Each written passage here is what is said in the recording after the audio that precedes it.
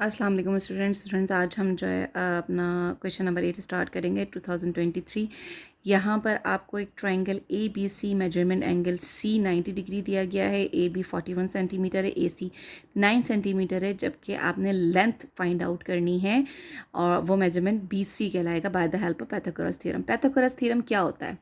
Pythagoras theorem एक angle यहाँ पर उसमें लाजमी 90 डिग्री का होता है। The formula of Pythagoras theorem is hypotenuse square is equals to base square plus perpendicular square. Now I will explain about this terminology. अब यहाँ पे हाइपोटेनस आपके पास ये जगह होती है, ये आपकी हाइपोटेनस कहलाती है। Base this one and perpendicular ये आपका 90 डिग्री का एंगल है। ठीक है, इन दोनों का सम अब आपका हाइपोटेनस बनता है। अब यहाँ पर आपके पास डेटा प्रिपेयर कर लेते हैं हम एज पर द क्वेश्चन। ये क्वेश्चन के अंदर जो मौजूद था, measurement angle C is 90 degree. यहाँ पे सी आपका 90 डिग्री आ गया। ए बी 41 और ए सी 9 सेंटीमीटर, जबकि B C you have to find out. ये एक सैम्पल डायग्राम बना लिया हमने कि किस तरह से हाइपोटेनस, परपेंडिकुलर और बेस होते हैं। यहाँ आप अपने हिसाब से मेजरमेंट करके डायग्राम ड्रॉ कर सकते हैं, क्योंकि 41 सेंटीमीटर ड्रॉ करना थोड़ा मुश्किल काम है, ये लॉन्ग डायग्राम हो जाएगी बहुत। अब हाइपोटेनस की जगह आपने यहाँ पे लिख लिया, क्योंकि हाइपोटेनस हमें नज़र आ रहा है यहाँ पर ए और बी है, तो ए बी का स्क्वायर, हाइपोटेनस की जगह हमने लिख लिया ए बी का स्क्वायर इज इक्वल्स टू, अब है बेस आपका आ रहा है ए और सी, तो ए सी का स्क्वायर प्लस परपेंडिकुलर हमारे पास ये स्पेस हो जाती है बी और सी, तो बी सी का स्क्वायर।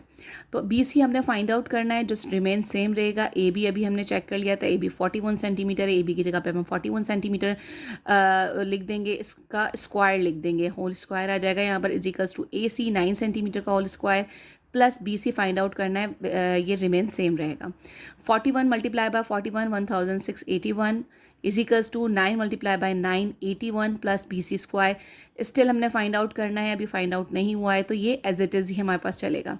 अब 168 यहीं रहेगा, ये प्लस की वैल्यू है, यहाँ इक्वल की दूसरे साइड पर जाकर माइनस की बन जाएगी। इन दोनों को आप माइनस करेंगे, you will get the answer 1600 is equals to B C square. अब हमने स्क्वायर मालूम नहीं करना है, बेसिकली हमने बी सी की वैल्यू मालूम करनी है, इसलिए हम दोनों तरफ रूट ले लेंगे, क्योंकि स्क्वायर और रूट आपस में क्रॉस हो जाते हैं। तो स्क्वायर और रूट आपस में क्रॉस हो गए, ये बी सी बाहर आ गया। 1600 के हवाले से अगर हम देखें तो 40 मल्टीप्लाई बाय 40 1600 होते हैं, इन दोनों का पेयर बना, ये 40 आपका आंसर आ गया, यानी कि आपका जो बी सी है इसकी मेजरमेंट 40 सेंटीमीटर है। ठीक है, this is Pythagoras theorem question number 8। उसके बाद क्वेश्चन नंबर 9 पे आते हैं, evaluate with the help of formula. आपके पास ये सवाल मौजूद है, अगर आप सवाल को गौर से देखो तो आपको नज़र आएगा A square plus 2ab plus B square, यानी कि ये आपका फॉर्मूला प्रिपेयर हो रहा है। यहाँ प्लस है तो इससे वजह से मालूम हो जाता है ये प्लस का फॉर्मूला है। अच्छा, एवलेट करने के लिए ज़रूरी नहीं है हम दोनों साइड्स को एक साथ मालूम करें, सिर्फ आपको बेसिकली ये साइड मालूम करना होता है। लेकिन यहाँ पे मैंने आपको दोनों साइड्स मालूम करके दिखाएं कि क्योंकि यहाँ पे इक्वल का साइन है, इसका मतलब है ये वैल्यू इक्वल होनी चाहिए, यानी कि आंसर्स जो हैं दोनों के इक्वल आने चाहिए।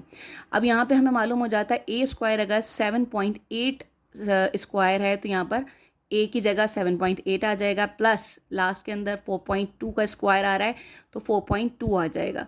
इन दोनों को आप प्लस करें, you will get the answer 12 का होल स्क्वायर अगर आप लेते हैं एज पर द फॉर्मूला तो 144 आएगा।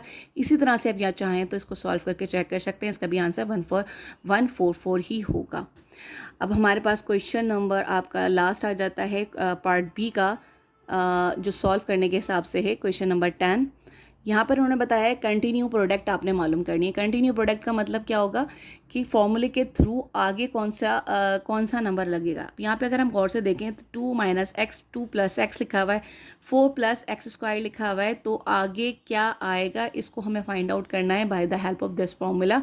क्योंकि हमें नज़र आ रहा है माइनस प्लस ये जो फॉर्मूला है इसके हिसाब से हमें पता चल रहा है A square minus B square is equals to A plus B, A minus B वाला फॉर्मूला यहाँ पर अप्लाई हो रहा है।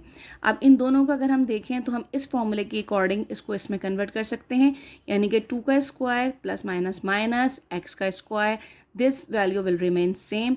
अब इसको अगर हम खोलते हैं तो 2 2 सा 4 माइनस एक्स का स्क्वायर, ये वैल्यू आपकी एज इट इज़ आ गई।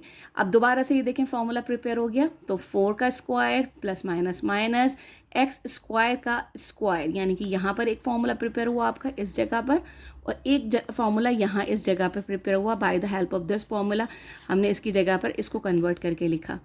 अब उसके बाद आप ये वाला आपका जब बन जाएगा फॉर्मूला, तो ये लास्ट है, इसके बाद हमारे पास कोई और वैल्यू मौजूद नहीं है, तो 4 4 ज़ा 16 माइनस 2 2 ज़ा 4, यह आपका सॉल्व हो गया। उसके बाद क्वेश्चन नंबर 10 जो कि बी पार्ट का लास्ट क्वेश्चन है, उसके अंदर डेफिनेशन पूछी गई है, what is ray, complementary angle and obtuse angle. ठीक है, तो आप यहाँ पर पेज रेफरेंसेस लिखे हुए हैं, वहाँ से आप इसको प्रिपेयर कर सकते हैं। ये बहुत आसान है। कॉम्प्लीमेंट्री एंगल जो है वो 90 डिग्री के एंगल्स होते हैं, ऑब्ट्यूज एंगल जो होते हैं वो मोर देन 90 डिग्री के एंगल्स होते हैं, और रे जो होती है ये एक सेगमेंट जो आपका एक डायरेक्शन दे रही होती है, लाइन सेगमेंट, तो उसको आप रे कहते हैं। ठीक है, थैंक यू।